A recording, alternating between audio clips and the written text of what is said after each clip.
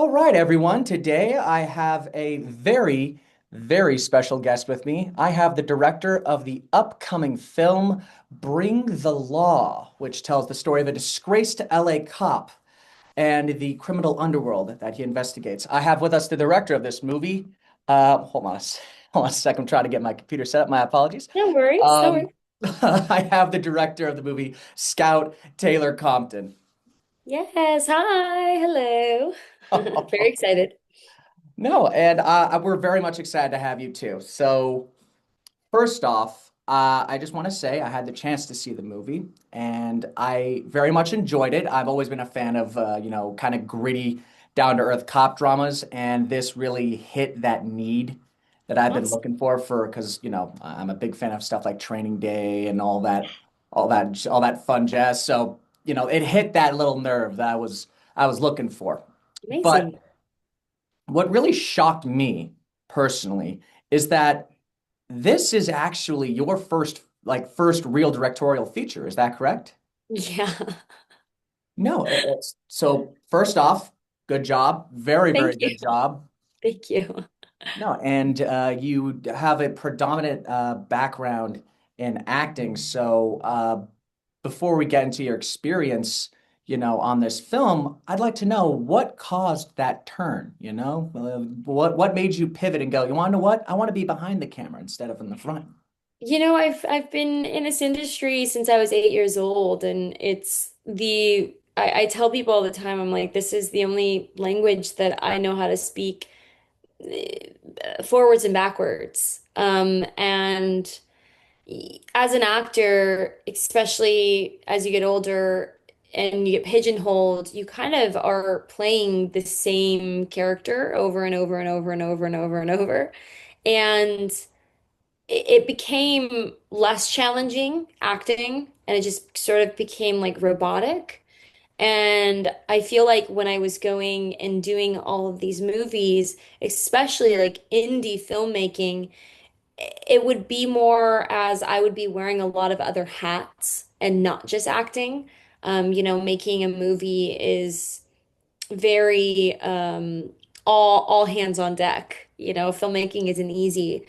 And it would seem that in my experiences, I would sort of put acting last, and I would like help the AD get the schedule, or help the director if like there's like eye lines, or creatively. Like I just was wearing a lot more hats, and it was just like it was being very repetitive to the point where I was like asking myself every day, I was like, I wonder. I would like to try to do this. Like, I think I can do this, or I just want to see if I would like doing this because I'm like dipping my toes in all these different things. And so once I set into the universe and I actually set it to a producer friend of mine that I had worked with on a bunch of films as we were doing one of these indie movies, I was like, I want to do this.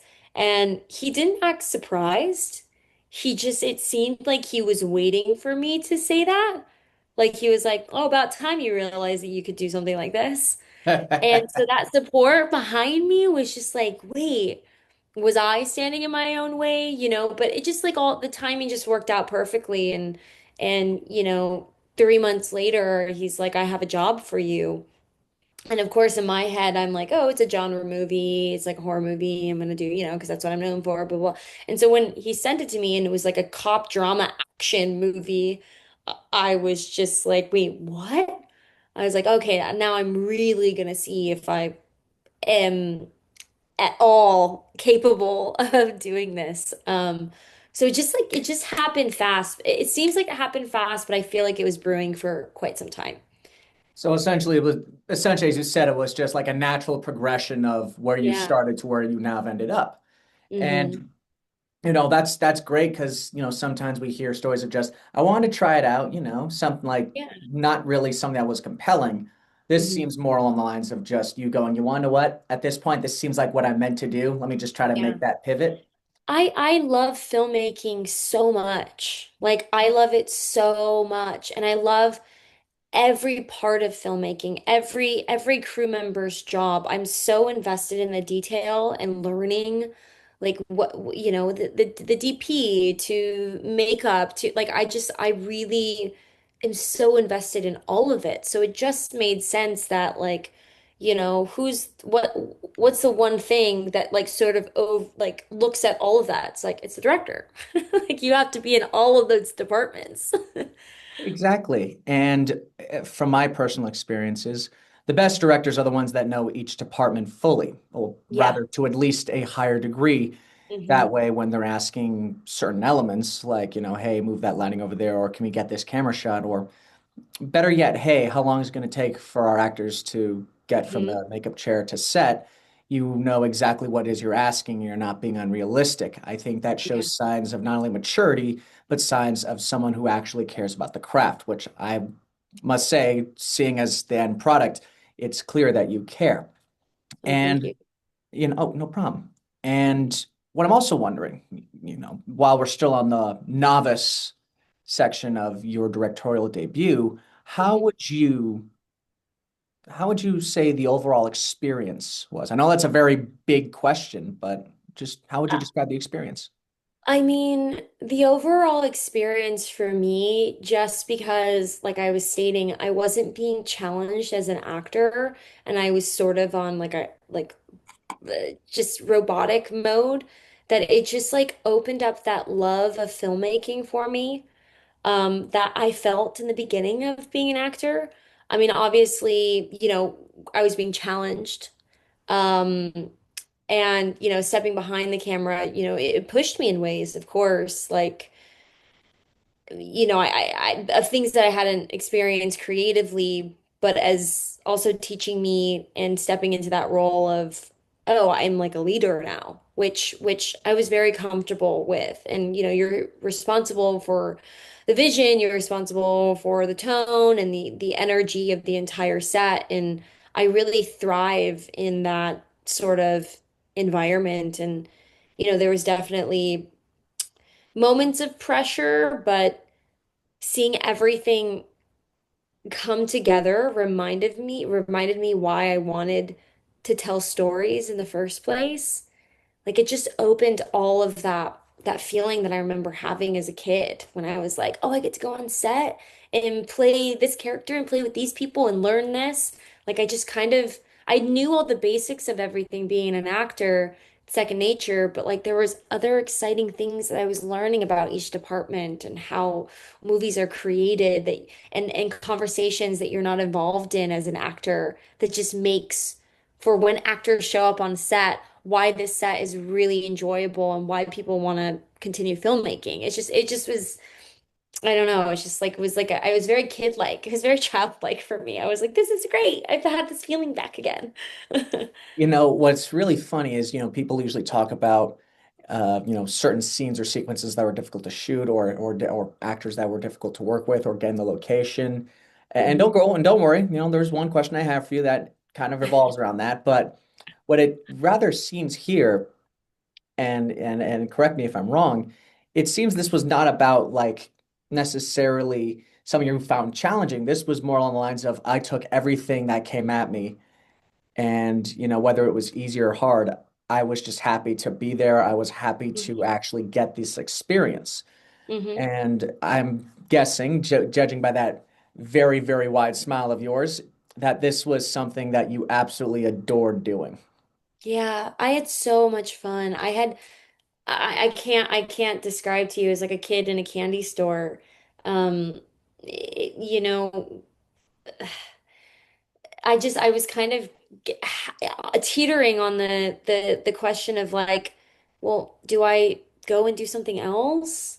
Because it's not fully like fulfilling me like how it should be. We have one life. I was like, do I go and do something else? Do I just pivot out of the industry entirely? And sort of like kind of giving up on myself. So when this really came at the perfect moment of me. And maybe it just like jump started like, hey, it just jump started my next chapter of my life. Um, yeah, it was a really remarkable experience and I would do it all over again for sure. No, and you do have a creative voice. For those of you that have seen Bring the Law, you know exactly what I mean.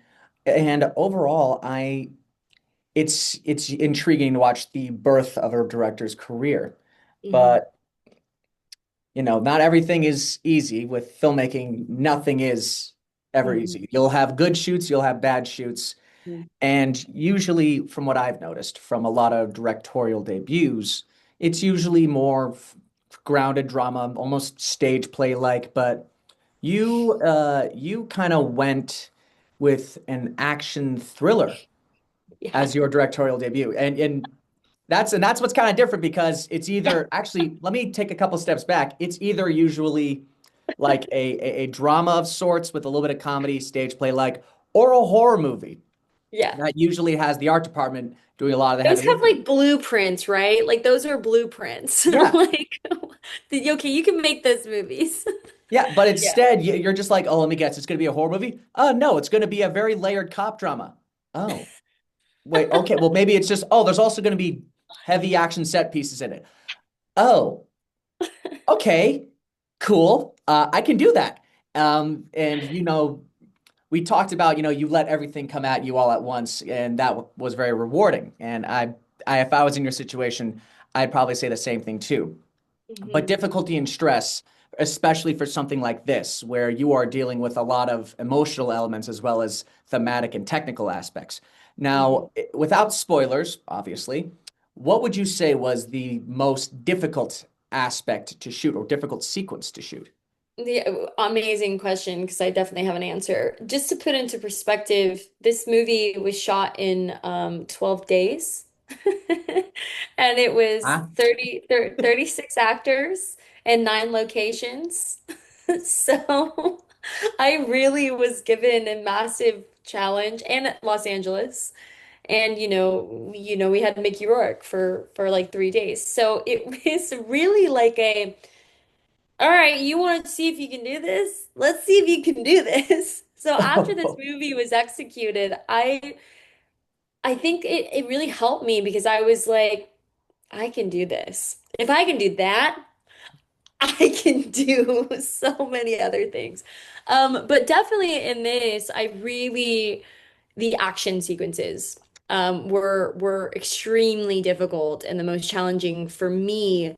I have so much respect for action directors. There is so much knowledge that goes around that filming an action sequence.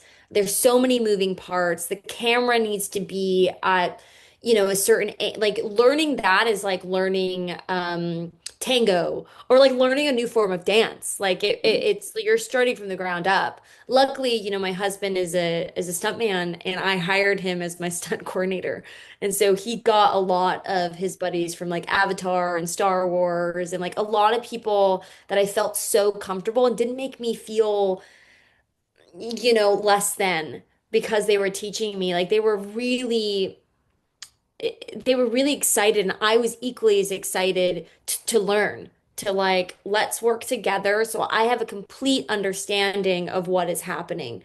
Um, and so a lot of that was just like it's growing pains, it's just growing pains of learn and I still don't I still feel like I'm slightly learning that aspect, but it's a whole different dance. But when you get it and when you see it executed on set and you see like a punch or you see a fall or you see like an intense like shootout like happen and you're getting all these parts. I remember we had this intense shootout in the movie and as we were we're given such a small chunk of time. I think the sun was going down. We had like 2 hours to shoot like a 6-page action shootout, which is not a lot of time when you really like normally some people have 2 days or 3 days or a week to shoot something like this, and we were given very limited time. But at the end of it, I found myself being super giddy and being like, wow, like I feel like I'm watching like a TV show. Like I feel like I'm watching like those incredible like I just did SWAT like watching something that they know so fast and they can do it because they've been doing it their entire lives. They're like that we know the blueprint of it, but I was learning it in time and seeing it happen, and under my leadership was just so it just was so rewarding. But yeah, those are very challenging. for sure. No, and that what was it's really interesting that sorry. No, What's it's good. really interesting is that you put it in a way that I've actually heard another director bring up similarly. Denis Okay. Villeneuve, who directed all the Dune movies, Arrival, Prisoners. Oh, Um, awesome. and Blade Runner 2049, which is one of my personal One of my favorites. faves. It's great. It's great. It's perfect. Yeah, yeah. But something that his dream project was always Dune, and he wanted to he always wanted to pitch that as like the next movie he wanted to do, but he was like, know what? I'm not ready yet. I Mm, don't I don't understand like I feel like if I went to make that movie, it would not turn out the way I wanted to. I need to learn all of these aspects of like hmm. VFX and just large scale production before I'm Yeah. comfortable going into that realm. So to hear someone, so fresh-faced, I'm sorry to keep saying fresh-faced or novice, but it is just it's very nice to see somebody go, I'm still learning and I Yeah. can't wait to do more. I can't wait to do it again. Like that to me is very, very nice to hear because it just shows that you want to learn more and that this is a passion for you. That like just the art of filmmaking is a passion, which, Hmm. sometimes that's not always the case. Hmm. And with, passion comes a level of favoritism. Hmm. For a while it seems like it was acting, and now it seems that you're slowly moving on the director's end. Hmm. And, when you are a director, you oversee not just, filming, but also pre-production, post-production, all of those elements. And we did discuss levels of difficulty with the action sequences, Hmm. but let's talk about maybe something a little more on like I said, the favorite side. Did you Hmm. have a moment on set where you're just like, oh my Lord, this is everything I wanted it to be and more? It can be maybe a couple moments, but like, do you have a favorite moment, whether that be something that happened in pre-production, filming, or even Yeah. post? I mean, like just for Bring the Law, because it was my first one, it was everything because it felt like I was doing everything for the first time. Like, and honestly, like since then, I feel like now I have my favorites of what I really enjoy and what I not. But like, this was like your first time, you know?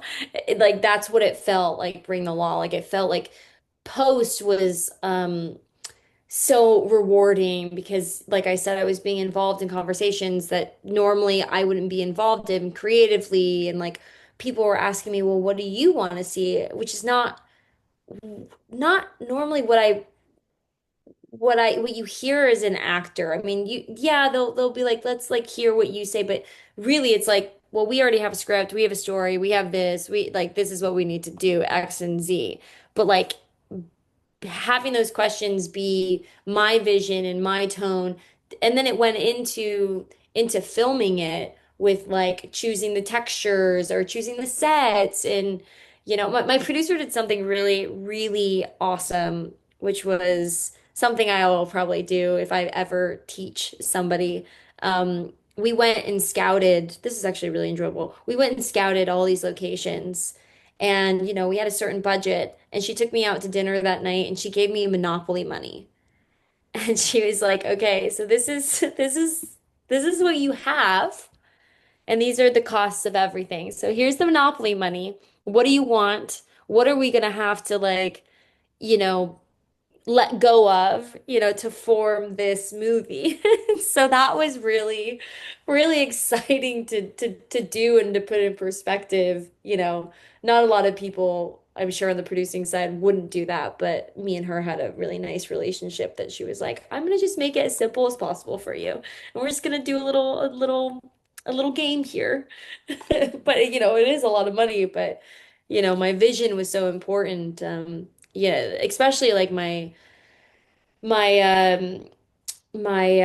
police station. Like if we don't have a good police station and we don't believe it, everyone's gonna turn that movie off. No matter like what the movie is. If they do not believe that this is a police station and that these are, police, then we're not gonna have a movie. So yeah, so there's just lots of little pieces like that sprinkled out that I just found super endearing and just made me realize again why I really enjoy filmmaking.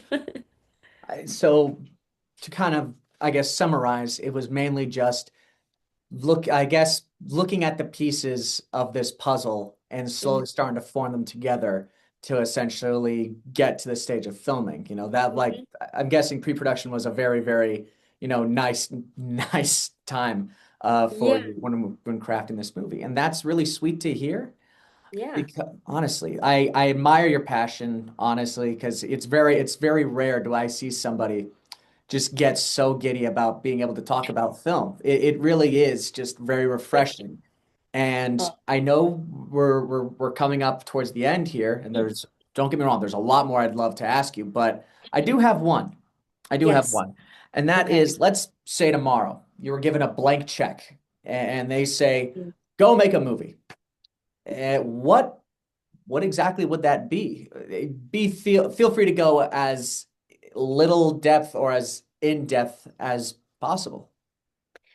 I am so all over the place. But I do know I'm very into world building.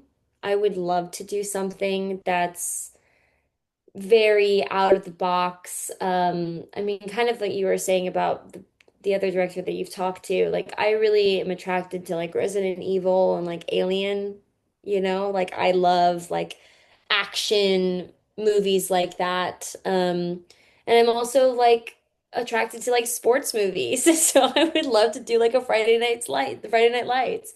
I'm also, I just wrote a comedy, a females comedy, and I'd like to take a stab at doing a comedy. Like there's just so many different things that I still want to do and execute and learn.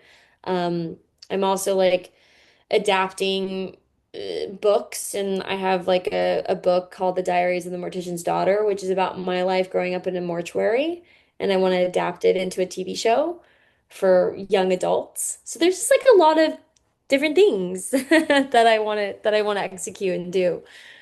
And I'm not Uh, afraid to do it. I'm just open to working with really talented, cool people. no, and honestly, I don't blame you for the answer. The world is now in front of you, and you just like, well, hold on. If I'm giving all the money, I don't really have a clue what it is I want to do. I just know I want to do it, which Yes. I think speaks more volumes than having something singular. Hmm. But overall, I just like to say one final time, thank you so much for being on Showverse with us. For those of you watching, Bring the Law will be on demand and in select theaters on February 27th. Am I correct? Yes, Link, February 27th. yes, link in the description for tickets as well as where to buy it will be in the description below. So please feel free to check it out. It is a wonderful film that I would highly recommend if you're into like very intense cop dramas. And with that, Scout, thank you so much for being with us. I hope you have a wonderful rest of your day. Aw, thank you so much, Noah. Thank you. Bye.